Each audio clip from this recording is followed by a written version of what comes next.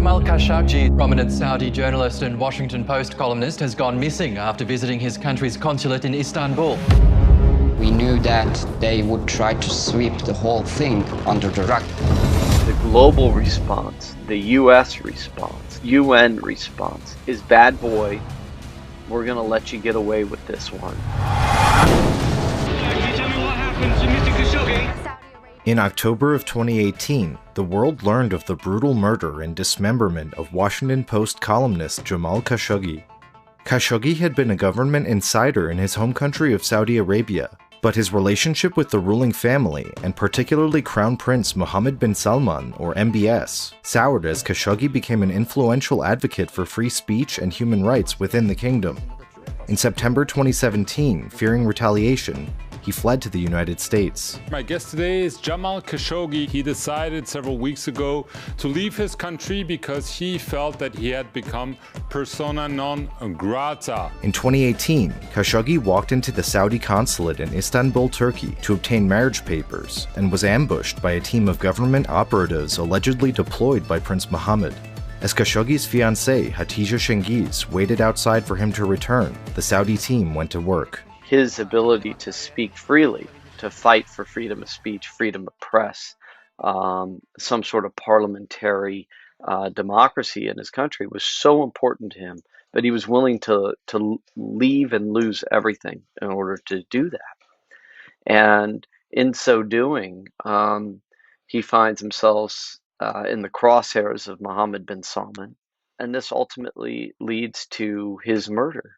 And not just any murder, but a brutal, gruesome murder inside his own country's consulate, while his fiancée is waiting outside believing that he's coming out with marriage papers.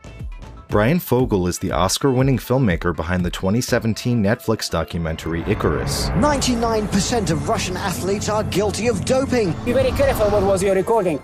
His new film, The Dissident, out now on VOD, contains shocking audio tapes, transcripts, and video surveillance footage of the Saudi operation that ended with Jamal Khashoggi being strangled to death and his body disposed of in several trash bags. That will send message to everyone else. You can kill everyone. The documentary features damning revelations, such as the Saudi team's efforts to cover up the murder after the fact by dressing a Khashoggi body double in the slain man's clothes and parading him in front of security cameras. You have video of him taking off those clothes and his fake mustache. So a lot of this seems like they should have known, or they knew, that they could not possibly get away with this. So how intentional do you think this was in terms of being a message to the international community?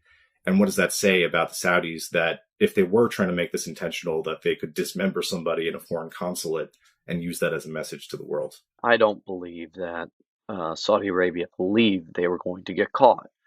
I think the murder was botched. They didn't know that there was a listening device in the consulate. They had actually come to sweep the consulate for bugs 2 days before they murdered Khashoggi and didn't find the bug that was in the media room. Clearly, they were trying to plant the murder on Turkey with the body double.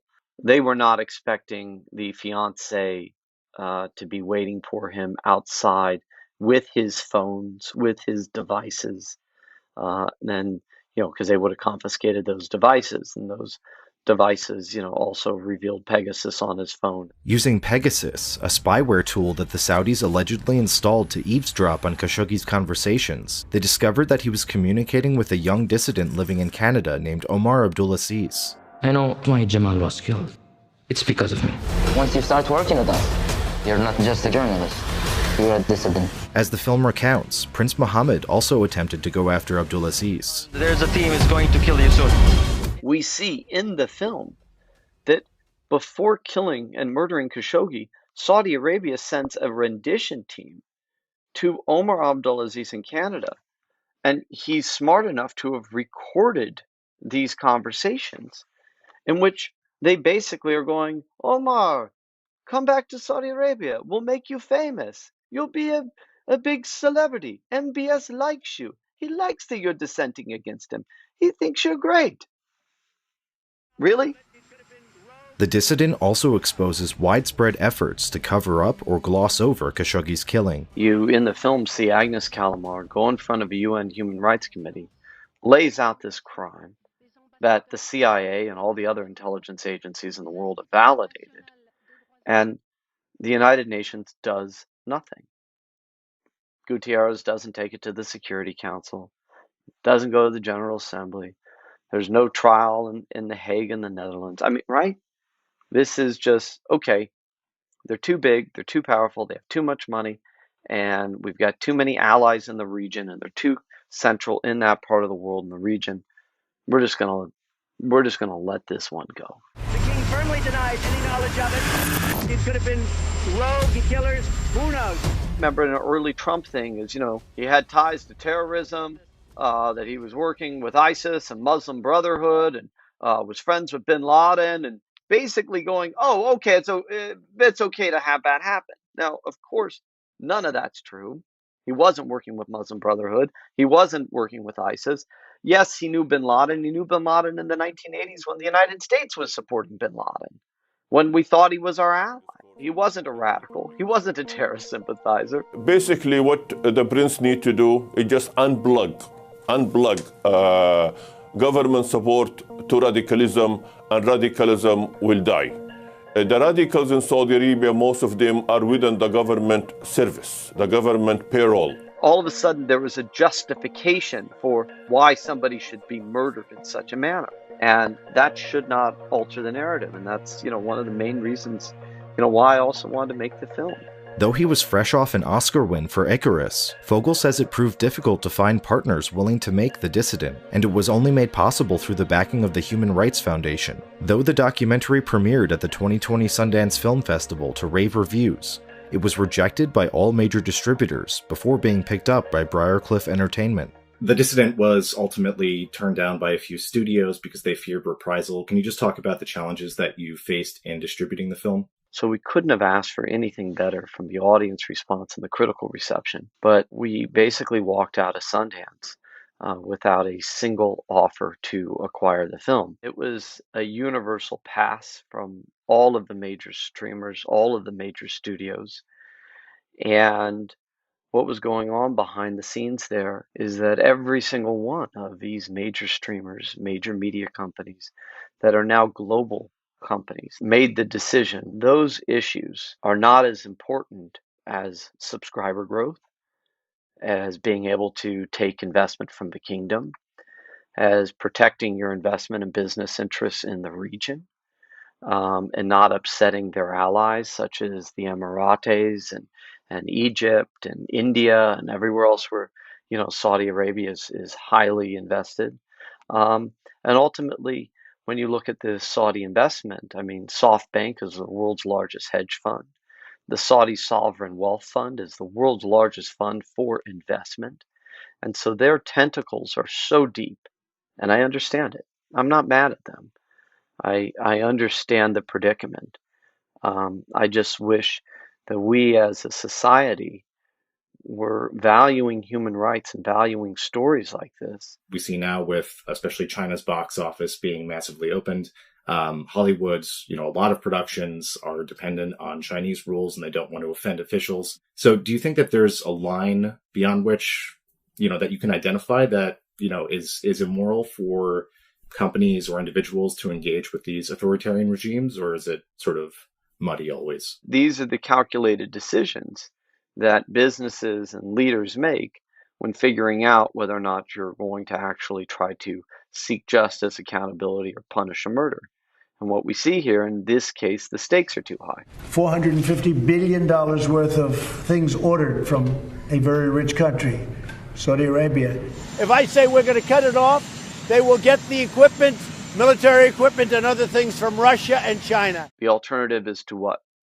Lose hundreds of billions of dollars of weapon sales globally, to not have those hundreds of billions of dollars of liquidity for investment into outside companies, tech companies, banks, etc. This change has to be able to take place and come, just like the Arab Spring did, from individuals, just like the BLM movement, just like Me Too, just like all of these social justice campaigns. They have to come from the people, because they're not going to come from the businesses and it's not going to come from the government. We know that many are trying to use this painful thing. All our mega projects are ongoing. Our war on extremism is ongoing. Our war on terrorism is ongoing. Developing and upgrading the country is ongoing. No matter what they do to lower our speed or hinder our speed, they will not succeed. The Crown Prince of Saudi Arabia, a friend of mine, a man who has really done things in the last 5 years in terms of opening up Saudi Arabia. We saw the Trump administration sweep this under the rug in a pretty disgusting way. But, Obama sold arms to Saudi. It's been the same way for the, past several presidents. Bush, we've had very close ties to Saudi Arabia for all the reasons that you just mentioned. Given how horrific this crime was and how much publicity it got, is there anything that could happen, in geopolitics that could change that status quo? And do you have any reason to believe that the Biden administration will be any different? Donald Trump, was recorded for Bob Woodward's book, bragging, I saved MBS's ass. I mean, this was intentional.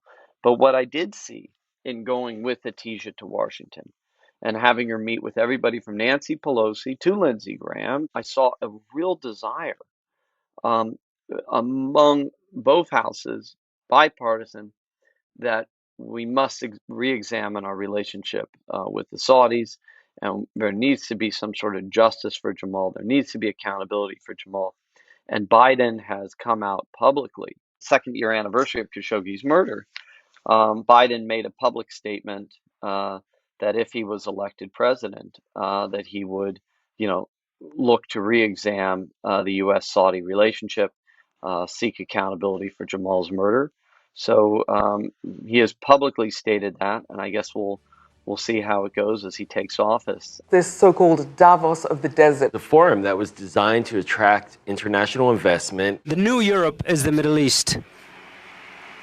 The Public Investment Fund reaching $2 trillion or more by 2030. Outside the political realm, is there any long-term blowback from this that you're seeing in the business community or anything? Because MBS had this big Vision 2030. There was the Davos in the desert where, he was inviting all this foreign investment. A lot of that dried up. We start to see companies back off about Jamal Khashoggi. UN says an MP4 video file sent from a WhatsApp account used by the Crown Prince infected Bezos' phone. He sent a virus to Jeff Bezos' phone, which is how all of those texts were released. So, on net now, has that actually impacted the Saudis long term? And do you think he regrets this, or at least regrets that it got out? The funny thing is, before the Khashoggi murder, they had done such a good job with that PR campaign, with MBS's trip to the United States in March of that year, where he met with literally everybody from Obama to Bush to Bezos to Elon Musk to Larry Ellison to Bill Gates. I mean, it was, and he was in a suit, and he's young, and he was painted as the great reformer. And they bought it. We bought it. Everybody was like, wow, this guy has really got an open mind. He's going to change things. And what we saw in the Khashoggi murder, his arrest of Loujain al-Hatul, the women's activist, the arrests and crackdown of thousands and thousands of people who had any opinion of dissent, the purge at the Ritz-Carlton among other members of his family and anybody who held wealth in that country. We saw basically the contradictory actions of a totalitarian regime, that what was being painted to the outside world and being supported through a massively funded PR campaign was the exact opposite of what was really going on in the kingdom.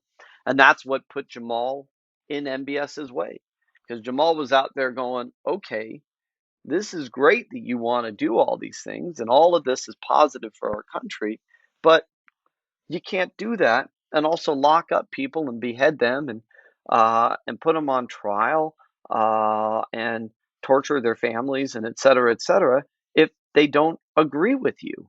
That's not evolving. That's the dark ages.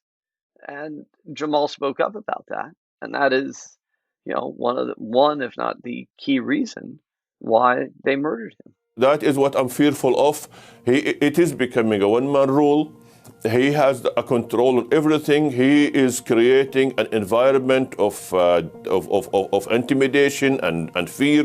Saudis are being silenced. Things are not being transparent, and that is not a good recipe for reform in Saudi Arabia. Fogle says he's most passionate about seeking justice and accountability for whistleblowers, dissidents, and other victims of totalitarian governments around the world. Were you the mastermind that cheated the Olympics?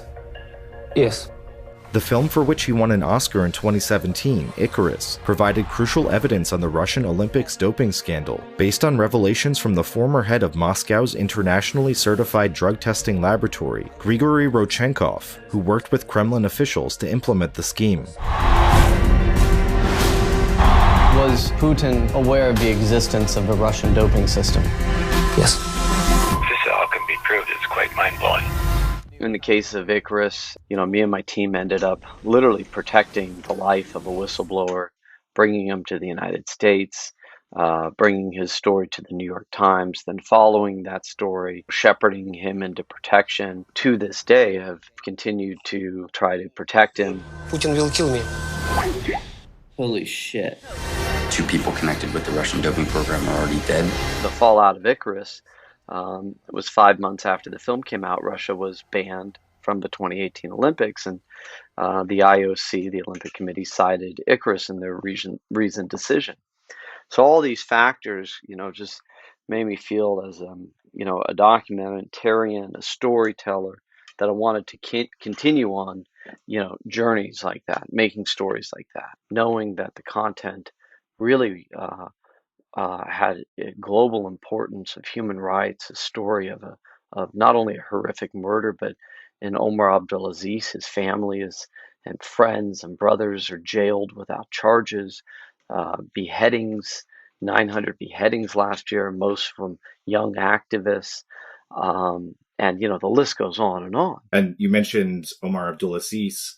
That's one of the other particularly wrenching moments that I found from the film was when he got a call from his brother begging him to stop because the Saudi government was torturing his brothers, or that he said he had 22 of his friends and his brothers have remained in solitary confinement in Jeddah.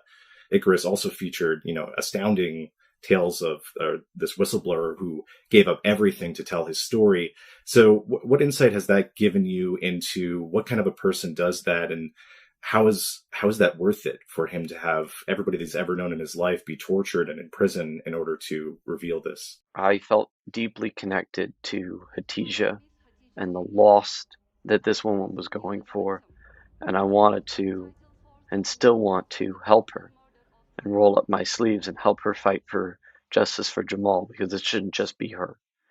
And I became deeply connected and found, a brother in Omar Abdulaziz and his journey. And I saw his truth was so important that he was willing to do and is willing to do anything for that. And the fact that his brothers would be tortured and sit in a prison for 2 years without charges simply because they know him and simply because he is speaking truth to power. That's why I made the movie. I made the movie to try to make an impact in the world and to fight for justice for Jamal so that his voice wasn't silenced.